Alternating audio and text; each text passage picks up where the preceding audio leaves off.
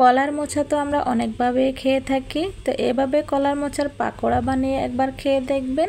আশা করছি আপনাদের কাছে খুবই ভালো লাগবে এই কলার মোচার পাকোড়াটা।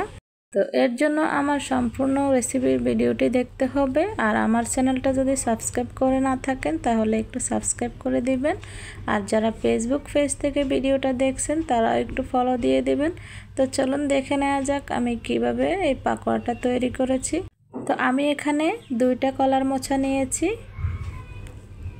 তো কলার মোচার যে উপরের খোসাটা থাকে ওটা ফেলে দেব, আর কলার ফালির মতো যেগুলো থাকে এগুলাই আমি পাকোড়ার জন্য নেব। ভেতরের যে নরম অংশটা আছে ওটা দিয়ে আমি একটা রেসিপি অলরেডি বানিয়েছি, রেসিপিটি শেয়ারও করে দিয়েছি। আপনারা দেখতে চাইলে আমি আমার ডেসক্রিপশন বক্সে লিঙ্কটা দিয়ে দেব। তো এই কাঠির মতো যেগুলো থাকে ভিতরে আমি সবগুলো বের করে নিয়েছি, ওগুলো একটু শক্ত ওর জন্য ফেলে দিয়েছি। এখন আমি এই তো সবগুলো পরিষ্কার করে নিয়েছি। এখন সামান্য একটু লবণ দিব, 1/2 চা চামচ দিয়ে দিব হলুদের গুঁড়ো। তো লবণ আর হলুদটাকে একটু মেখে নেব।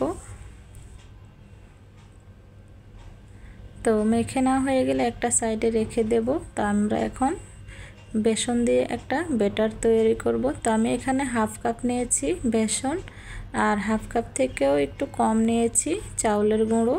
এই পাকোড়াটা মুচমুচে হবে। তো সাথে স্বাদ মতো লবণ দিয়েছি, 1/2 চা চামচ দিয়েছি হলুদ গুঁড়ো, 1/2 চা চামচ দিয়েছি মরিচের গুঁড়ো, আর 1/2 চা চামচ থেকে একটু কম দিয়েছি জিরের গুঁড়ো। এখন সম্পূর্ণ উপকরণগুলোকে একটু মিশিয়ে নিচ্ছি। তো মেশানো হয়ে গেলে এখন আমি এখানে অ্যাড করব পানি।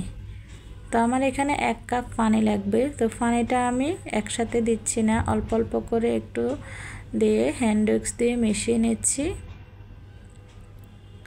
তারপর আমি আরও একটু পানি দিয়ে দিয়েছি।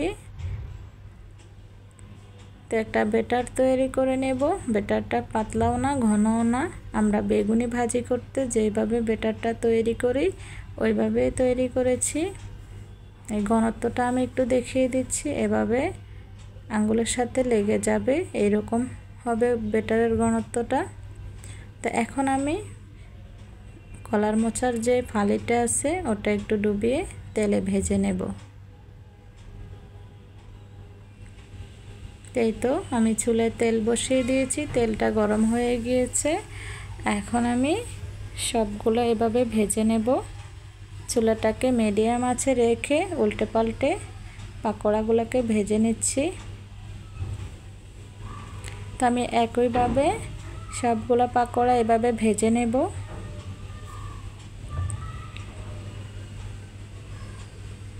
তো চুলাটাকে মিডিয়াম আঁচে রাখতে হবে, না হলে উপরটা পুড়ে যাবে, ভেতরটা নরম থেকে যাবে, খেতে ভালো লাগবে না। তো একটু মচমচে করে ভেজে নেব। তো এরই মাঝে আমার সবগুলো পাকোড়া ভেজে নেওয়া হয়ে গিয়েছে। আমি এখন একটু পরিবেশন করে নিয়েছি। দেখতে কতটা সুন্দর হয়েছে, খেতেও অনেক মজা হয়েছে। এই পাকোড়াগুলো কতটা মুচমুচে হয়েছে। তো অবশ্যই বাসায় আপনারা এবার এভাবে ট্রাই করবেন, খেতেও অসম্ভব মজা হয়েছে। তো আশা করছি আপনাদের কাছেও ভালো লেগেছে।